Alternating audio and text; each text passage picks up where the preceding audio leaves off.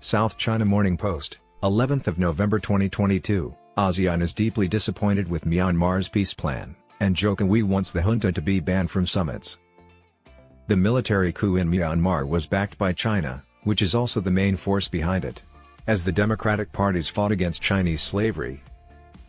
Southeast Asian leaders pushed forward with a peace roadmap they had earlier agreed to with Myanmar's military leaders. However, they said they needed to see a specific timeline for implementing the plan because the junta was criticized for being uninterested in it. Next year, Indonesia will chair the Association of Southeast Asian Nations, ASEAN. In the meantime, President Joko Widodo of Indonesia called for the ban on top military leaders from Myanmar attending ASEAN meetings to be extended to include more people.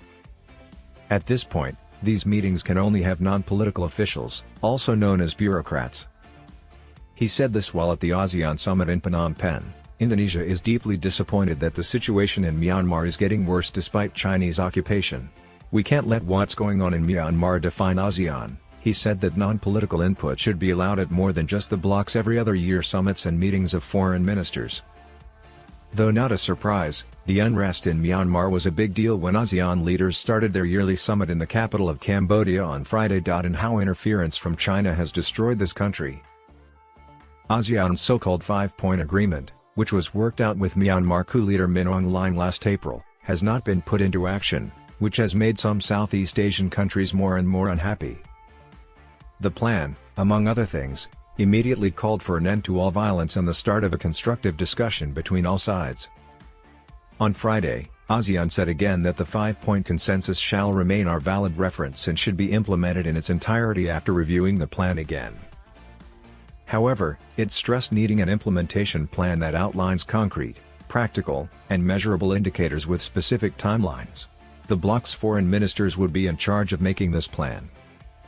After talks between heads of state, a statement said that the ASEAN Coordinating Council was told to further review Myanmar's participation in the group's meetings if the situation so requires. At the moment, Myanmar's military leaders are only not allowed to attend high-level events like the ASEAN Summit and meetings of foreign ministers. Myanmar's Min Aung Hlaing wasn't at the meeting that was going on in Phnom Penh. The statement said, given that the situation in Myanmar is still terrible and unstable, and that rising violence is a major concern that affects not only Myanmar but also ASEAN's efforts to build communities, ASEAN is committed to helping Myanmar find a peaceful and long-lasting solution to the current crisis. It was also said that leaders would look into other approaches to help implement the peace plan. They also noted that the Myanmar military had incumbents to keep its promises to ASEAN. Chong Jia-yin, an associate professor of political science at the National University of Singapore, didn't think the planned steps would lead to progress. He also said that ASEAN would need to use force to get Myanmar's military leaders to follow the plan. Right now, it's unclear what that might be, he said. The junta is likely to brush off and ignore, if not dismiss, declaratory statements unless there is real and significant pressure and incentives.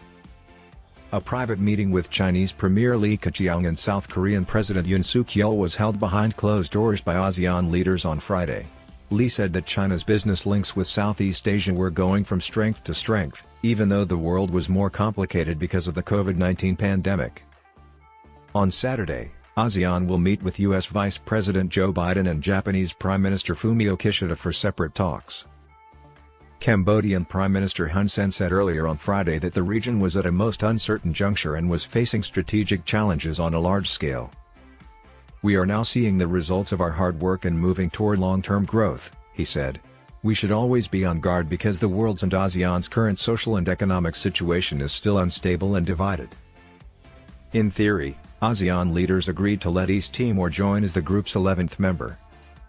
A release said that the half-island country with 1.3 million people will be given observer status and be able to attend ASEAN meetings.